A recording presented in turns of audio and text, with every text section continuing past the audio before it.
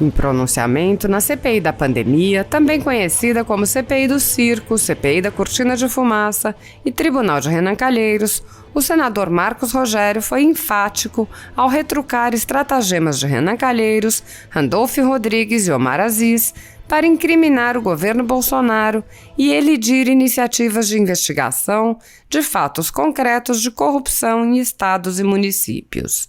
O parlamentar asseverou: não se comprou, não se recebeu, não se pagou um centavo de real neste contrato. Não se está questionando o valor da vacina. Até soltaram um fake news gigante na CPI, falando de vacina indiana a $150. Faltaram a aula de matemática. Embalagem com múltiplas doses, falaram que era dose única. Não conseguindo avançar na narrativa acusatória quanto ao contrato principal, pegam o acessório. O senador apontou a intenção persecutória do comando da CPI. Não houve ilegalidade, mas tentam imputar ao governo Bolsonaro tudo aquilo que vimos em governos anteriores: crime para todos os lados, corrupção por todo lado, roubalheira por todo lado, não vemos neste governo. E aí tentam fabricar. Ficaram a tarde inteira patinando. O senador Marcos Rogério alertou ainda que os colegas extrapolam as funções e os limites de uma comissão parlamentar de inquérito.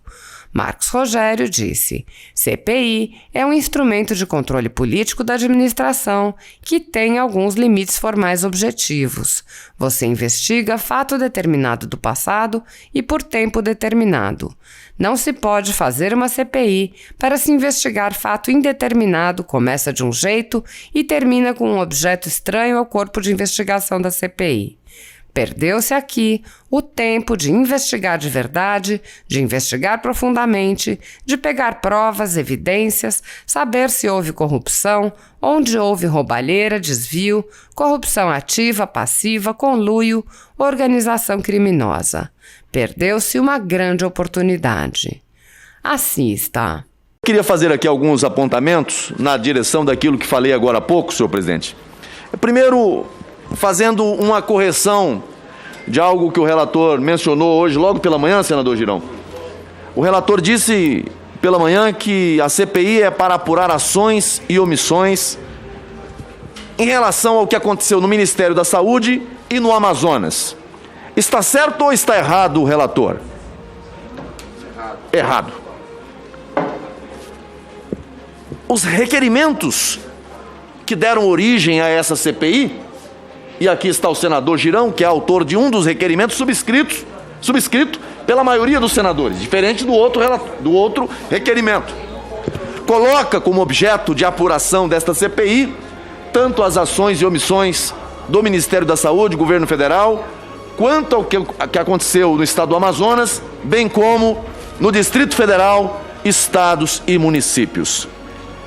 É preciso reposicionar esse fato porque não pode tentar passar à sociedade que esta CPI tem como objeto investigar apenas Ministério da Saúde e Estado do Amazonas. Não, senhor, isso não é verdade. Agora, talvez isso até justifique algum comportamento dessa CPI que até agora não quis avançar nesta investigação, com exceção ao que aconteceu na reunião passada, quando aqui esteve o ex-secretário de Saúde do Distrito Federal. Foi um ponto fora da curva, porque nenhum outro secretário veio aqui, à exceção desse e do ex-secretário do Estado do Amazonas. Agora, hoje, ficamos aqui com um interrogatório que, confesso, a par dos limites formais desta CPI, não vai a lugar nenhum. A manhã toda e à tarde, tomando um depoimento, patinando nos mesmos fatos, nas mesmas perguntas, para nenhuma resposta efetiva, conclusiva, esclarecedora, não. E por que isso? Porque, indago, nós vamos avançar na investigação sobre o modus operandi da FEBEM. Porque se a CPI tem competência para investigar nessa extensão, aí ok, eu acho que está correto. E eu lamento dizer que a CPI não tem competência para investigar nessa extensão, porque a CPI, ela é um instrumento de controle político da administração, mas que tem alguns limites formais objetivos. Você investiga fato determinado, do passado e por tempo determinado. Não se pode fazer uma CPI para se investigar fato indeterminado. Começa de um jeito e termina com um objeto totalmente estranho ao escopo de investigação da CPI. Não se pode fazer isso. Repito, não vamos, porque não podemos, sob o ponto de vista formal, constitucional. Mas aquilo que estamos apurando aqui, e que foi identificado no depoimento do cidadão que se diz o diretor, representante, o CEO do FIBBank, espero que seja encaminhado ao Ministério Público Federal, à Polícia Federal, porque se não estamos diante de um crime, porque crime é fato típico e antijurídico, não é aquilo que alguém diz que é crime. Nesse caso, se você estivesse diante de um crime, de uma oferta de valores ou um pedido de valores, o mero fato de alguém pedir ou de alguém oferecer caracterizaria o crime de corrupção ativa ou de corrupção passiva. Não é o caso. Não é o caso. Talvez nós estejamos diante de uma situação em que tenha havido a tentativa de fraude à administração pública, uma espécie de estelionato, e de maneira indireta, porque o contrato principal, nesse caso, é o acessório. O principal é da empresa contratante. Quem está contratando com o Ministério é quem está vendendo, é quem está oferecendo, é quem diz que vai entregar coisa certa por preço certo e em prazo determinado. Essa FIBBank aparece numa situação de adesão a um contrato que vai oferecer garantia. É um contrato vinculado. Nesse caso da compra das vacinas, sequer podemos falar em crime porque não houve a concretização do negócio jurídico. Seria o caso da tentativa? Poderia se apurar nesse momento a tentativa de se induzir a erro à administração ou de considerar válido um seguro sem lastro? É isso que nós estamos investigando? Porque não se comprou, não se recebeu, não se pagou um centavo de real nesse contrato da Precisa no tocante às vacinas.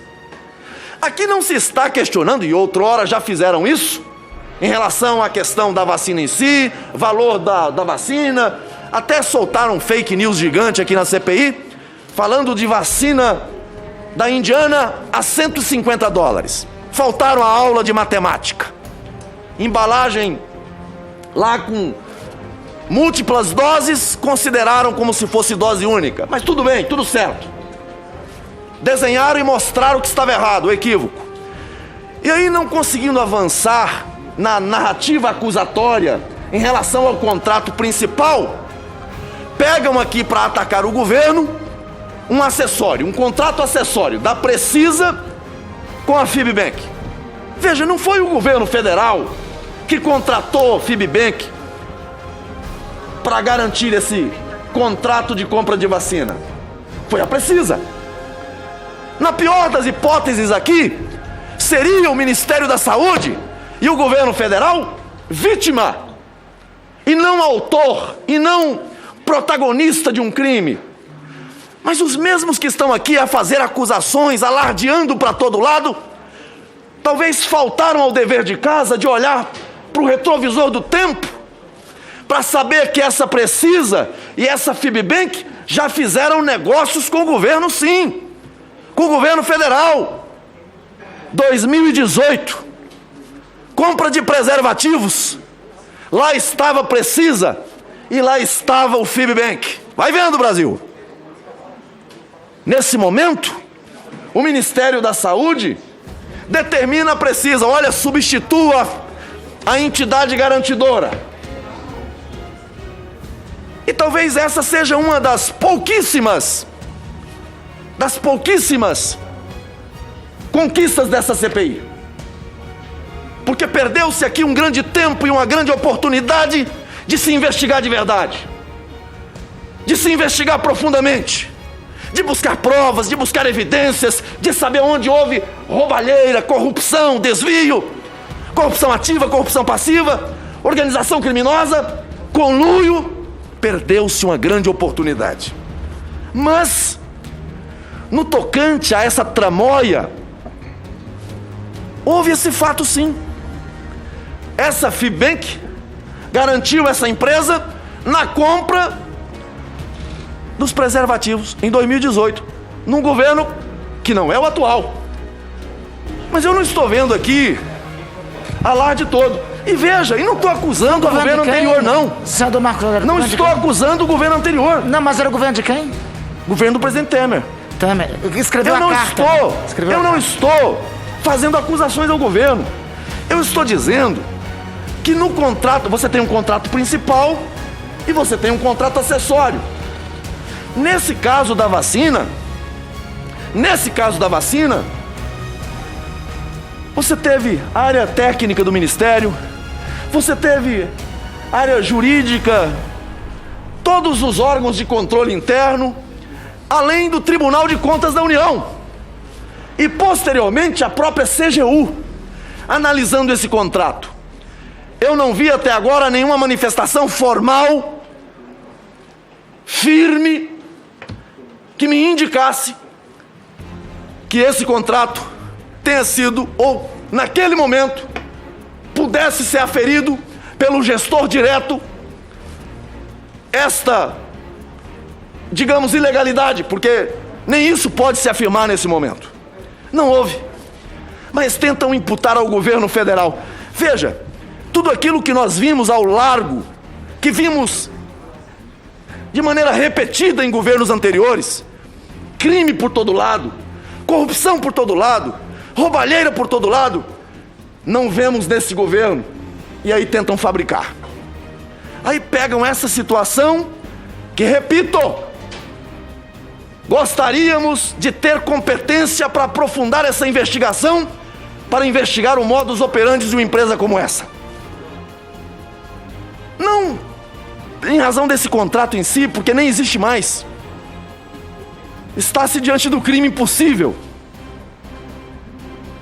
Mas diante de um modus operandi que induz o administrador a erro e que pode induzir a administração pública a prejuízo e, por via de consequência, a sociedade. Mas a CPI não tem essa competência, não pode ir tão longe.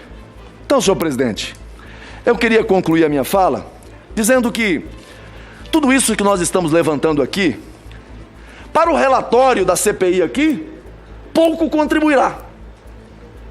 Porque não está diante de um crime. É um fato inexistente. Mas as informações levantadas até esse momento e todos os indícios devem ser encaminhados ao Ministério Público Federal e à Polícia Federal. Inclusive aqueles que chegarão, espero, da Junta Comercial do Estado de São Paulo. Agiram em conluio? Está-se diante de uma organização criminosa? Ou não? Tudo isso é um grande engano e há lastro, há veracidade em tudo isso. Eu agradeço, Vossa Excelência, senhor presidente, a oportunidade de me manifestar e confesso que espero que a gente tenha, até as últimas audiências que teremos aqui, a oportunidade ainda, senador Girão, de avançar um pouco mais na investigação que chega no caminho do dinheiro desviado.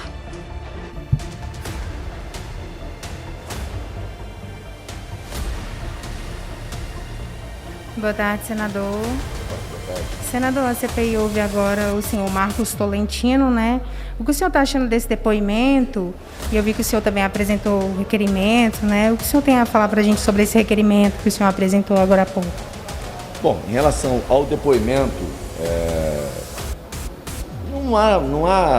não está acrescentando nada, porque naquelas perguntas que são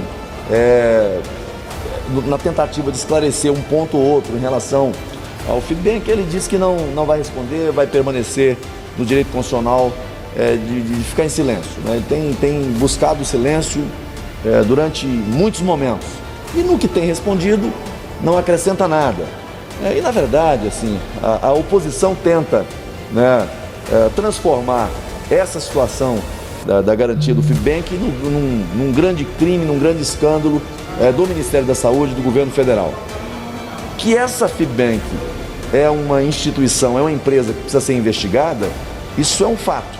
Precisa ser investigada pelo Ministério Público Federal, pela Polícia Federal, né, em razão de tudo que nós observamos até aqui. Agora, em relação a esse contrato de compra de vacina, não há o que dizer aqui de prática de crime, né? Essa empresa, inclusive, já participou de outras contratações com o Ministério da Saúde. Em 2018, na compra de preservativos, ela ofereceu garantia. É um contrato acessório. O principal é o contrato feito pela empresa que está negociando com o Ministério da Saúde. E esse é um contrato acessório de garantia. Passou por todos os órgãos de controle naquele primeiro momento, ninguém questionou. Quando você tem essa nova contratação agora de vacina, aí se questiona, né, a garantia oferecida. E parece ser uma empresa que não tem condições realmente de fazer nenhuma garantia, né? Os ativos apresentados por ela, que dão lastro, né, a essa garantia, não são factíveis. Quando você observa, né, o documento de integralização de ativos junto à Junta Comercial do Estado de São Paulo, a gente não consegue confirmar a integralização total. O valor que está registrado na Receita Federal nesse momento é de 10 milhões de reais.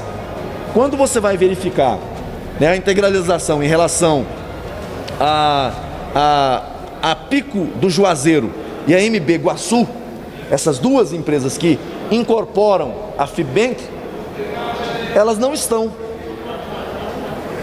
no sistema, mas consta um documento aqui da Junta Comercial de São Paulo como se estivesse. Ou esse documento foi fraudado, ou então a Junta Comercial de São Paulo precisa explicar essa situação toda, né? Mas essa é uma questão que cabe ao Ministério Público e à Polícia Federal, porque não cabe à CPI fazer uma investigação que vá além daquilo que é nossa competência investigar, que é se houve as ações e omissões relativas à pandemia, naquilo que está dentro do nosso campo de atuação. O modus operandi dessa empresa não é objeto de investigação da CPI. Infelizmente, eu gostaria até que fosse, para poder aprofundar a investigação e evitar que empresas com esse perfil e com esse modus operandi continuem atuando, especialmente com a administração pública. Agora, naquilo que eles acusam o governo federal, não há o que acrescentar. Um contrato que não foi concretizado, houve um início, tratativas, contratação inicial, mas não houve a concretização, não houve efetividade. O contrato que foi inicialmente suspenso e depois cancelado. E mesmo que tivesse sido concretizado, o que você teria nesse caso era uma inadimplência quanto à garantia. Tem que sempre lembrar que o contrato de garantia é um contrato acessório. Ele segue o principal. Não se fala em crime até esse momento. Embora a oposição queira imputar crime, não existe crime. Nenhum centavo de real pago nesse contrato. Nenhum prejuízo gerado nesse contrato. Portanto, acho que a CPI tenta produzir, em cima desse depoimento, narrativas acusatórias contra o governo federal, mas sem consistência. Eu apresentei 3 requerimentos hoje. Apresentei um requerimento solicitando informações a Junta Comercial do Estado de São Paulo sobre a integralização desses ativos, sobre a atualização desses dados. A Junta Comercial de São Paulo vai dizer se esse documento apresentado pela Fibbank é um documento original, verdadeiro ou é falso. Porque ele está aqui nos autos da CPI. Mas quando você entra no site e busca as informações na Junta Comercial, ele não está lá. E a informação que está no site da Receita Federal é da integralização de 10 milhões de reais. Ou essa versão apresentada na CPI é falsa, ou então há esclarecimentos a serem feitos pela Junta Comercial de São Paulo.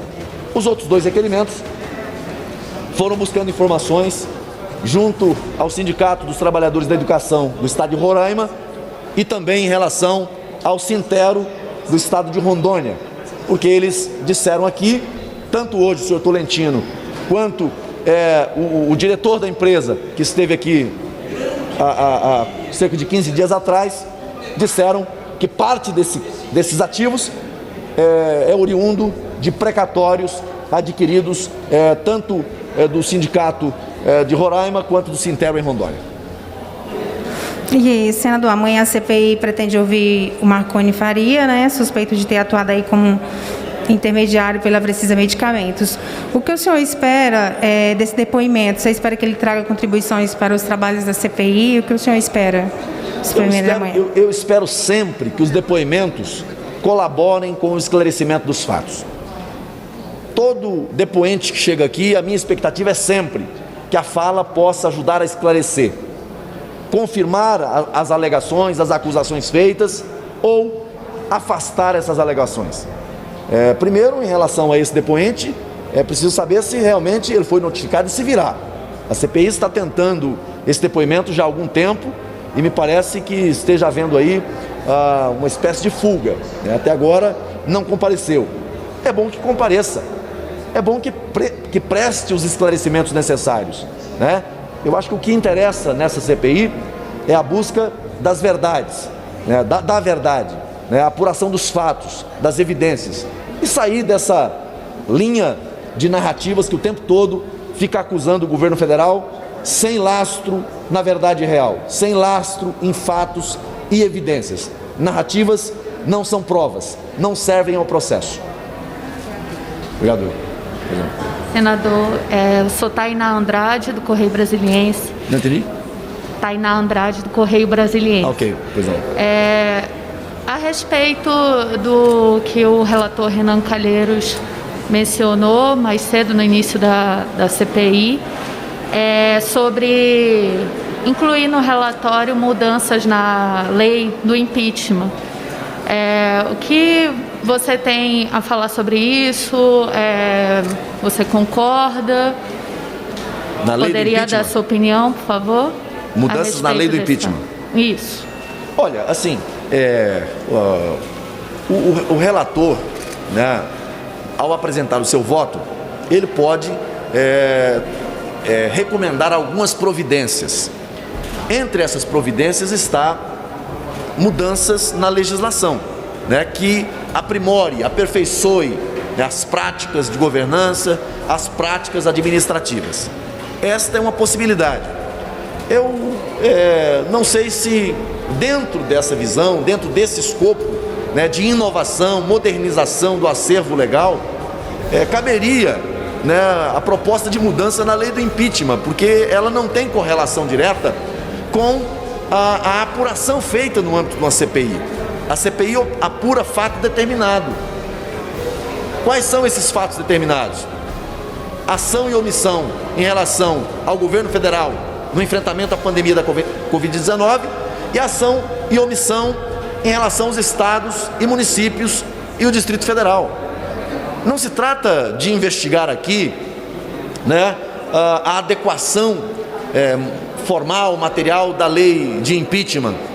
Eu acho até que seja necessário nós fazermos a modernização, a atualização da lei do impeachment. Mas obviamente que não como consequência de uma CPI como essa. Isso é misturar as estações. O relator está misturando as estações e deixando claro a motivação dele desde o início nesta CPI. que foi focar no jogo eleitoral, no enfrentamento ao presidente da República. Nunca foi investigar de verdade. Nunca foi apurar os fatos, as evidências, buscar as provas, esclarecer o que de fato aconteceu. Porque se fosse, a concentração estaria na busca das evidências, da verdade real, do que aconteceu no Ministério da Saúde, do que aconteceu no Distrito Federal, nos estados, nos municípios e no Consórcio Nordeste. Isso não tem acontecido. Então, trazer essa hipótese de, através de um relatório da CPI, propor a atualização da lei do impeachment, é uma evidência de que ele está indo além do papel da CPI. E naquilo que é o papel da CPI, ele está ignorando os fatos, não querendo investigar, focando apenas no embate pré-eleitoral, o que é lamentável. Mesmo que a CPI tenha provas contundentes que o presidente cometeu crime? Bom, aí você tem que primeiro fazer o dever de casa, não digo você, a CPI. E a CPI primeiro precisa fazer o dever de casa com relação à sua competência. CPI tem competência para investigar o presidente da República? Não tem. Isso ofende, a separação de poderes, viola garantias constitucionais. A CPI pode investigar a administração pública e está fazendo, mas ela não investiga o presidente da República. Obviamente que, encontrando alguma evidência do crime de responsabilidade, ela pode recomendar à Câmara dos Deputados eventual abertura de processo de impedimento, havendo o encontro de alguma evidência, de alguma prova. Caberá ao presidente da Câmara fazer a análise do cabimento ou não da abertura desse processo de impeachment. Não é a CPI que vai determinar a abertura de um processo de impeachment. Assim como ela, verificando indícios da prática de ato de corrupção ou de algum crime na esfera penal, ela pode encaminhar ao Ministério Público Federal, a PGR, o pedido de providências no tocante à abertura de uma ação civil pública ou de uma ação penal. Ela pode recomendar, mas ela não pode determinar.